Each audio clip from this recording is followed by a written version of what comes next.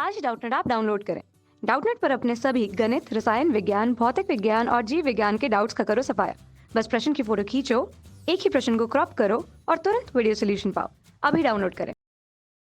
दिया है ओगाद्रो संख्या n का जो मान है वो है 6.02 इंटू 10⁻23 अणु पर मोल तथा बोल्ट्जमैन नियतांक का मान दे रखा है k equal to 1.38 into 10⁻23 joule पर मोल पर केल्विन। तो हमें पता करना है, जो क्वेश्चन का पहला पार्ट है वो है ऑक्सीजन अणु का 27 डिग्री सेल्सियस पर औसत स्थानांतरित गतिज ऊर्जा क्या होगी, और जो दूसरा पार्ट है वो है ऑक्सीजन अणु की 27 डिग्री सेल्सियस पर कुल गतिज ऊर्जा कितनी होगी, और जो तीसरा पार्ट है वो है 1 मोल ऑक्सीजन गैस की 27 डिग्री सेल्सियस पर कुल गतिज ऊर्जा कितनी होगी।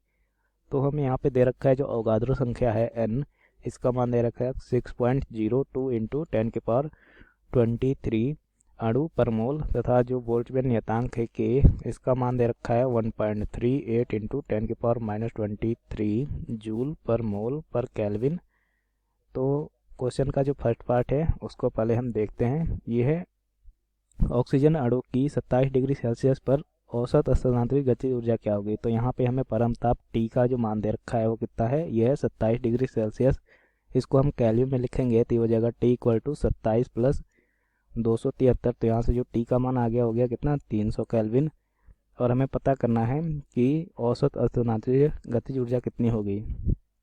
तो हमें पता है ऊर्जा समविभाजन नियम के अनुसार एक अणु की प्रति स्वतंत्र कोटि की जो औसत गतिज ऊर्जा होती है वो कितनी होती है, वो होती है 1/2 इंटू KT के बराबर होती है। तो क्वेश्चन का हम पहला पार्ट सॉल्व करते हैं। तो ऑक्सीजन अणु की 3 स्थानांतरित स्वतंत्र कोटि होती है, तो इसकी जो औसत स्थानांतरित गतिज ऊर्जा होगी K, उसका मान कितना हो जाएगा, हो जाएगा 3/2 KT के बराबर ही हो जाएगा। तो इसमें मान रखेंगे तो हो जाएगा 3 इंटू 1/2 इंटू के का मान कितना है 1.38 इंटू 10⁻23 इंटू टी का मान हमें दे रखा है कितना 300 केल्विन। तो इसको हम जब सॉल्व करेंगे तो ये कितना हो जाएगा, ये हो जाएगा कितना, ये हो जाएगा 150 और 3 इंटू 1.38 इंटू 150, तो ये कितना आ जाएगा। इसको सॉल्व करेंगे तो हमारे पास जो इसका मान आएगा वो जाएगा लगभग 6.21 इंटू 10⁻21 जूल पर अणु आ जाएगा हमारा जो फर्स्ट पार्ट है उसका आंसर। यहाँ पे ये जो के है ये औसत स्थानांतरित गतिज ऊर्जा है और ये जो के है ये बोल्ट्जमैन नियतांक है। और जो क्वेश्चन का दूसरा पार्ट है उसमें हमें बताना है कि ऑक्सीजन अणु की 27 डिग्री सेल्सियस ताप पर कुल गतिज ऊर्जा कितनी होगी। तो यहाँ पे हमें कुल गतिज ऊर्जा निकालनी है, क्वेश्चन का दूसरा पार्ट है ये। तो ऑक्सीजन अणु द्विपरमाणुक है और इसकी जो 2 घूर्णन स्वतंत्र कोटियाँ होती है, तो इसकी जो कुल स्वतंत्र कोटियों का जो नंबर हो जाएगा वो जाएगा कितना 5। तो इसकी जो कुल गतिज ऊर्जा होगी, अगर इसको E से हम लिखें तो ये हो जाएगा E equal to 5 into 1/2 into k into T के बराबर, मतलब ये हो जाएगा 5/2 KT के बराबर कुल गतिज ऊर्जा। तो यहाँ से E का मान आ जाएगा कितना, E का मान आ जाएगा 5/2 इंटू के का मान है 1.38 इंटू 10⁻23 इंटू टी दे रखा है 300 केल्विन। तो इसमें मान रखने पर और इसको जब सॉल्व करते हैं तो जो E का मान आ जाएगा वो कितना हो जाएगा, ये हो जाएगा लगभग 10.35 इंटू 10⁻21 जूल पर अणु। तो ये आ गया हमारे दूसरे पार्ट का आंसर। अब जो तीसरा पार्ट है उसमें पूछा है कि 1 मोल ऑक्सीजन गैस की 27 डिग्री सेल्सियस पर कुल गतिज ऊर्जा कितनी होगी।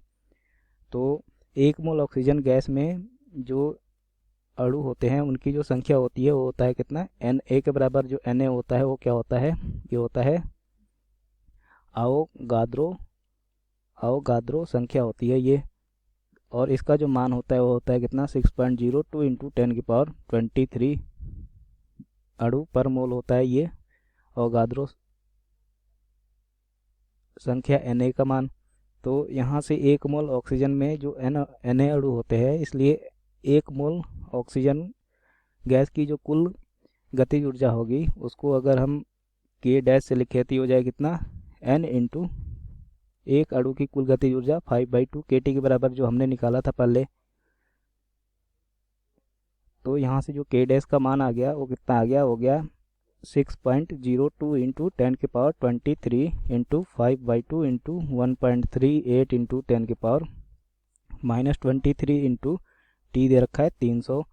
तो यहाँ से 10 की पावर 23 से 10 की पावर 23 कैंसिल हो जाएगा, और जो हमारे पास के का मान आएगा सॉल्व करने पर, के डैश का मान आ जाएगा, वो कितना आ जाएगा, ये हो जाएगा लगभग 3231 जूल के बराबर। तो ये हो जाएगा हमारे तीसरे पार्ट का आंसर।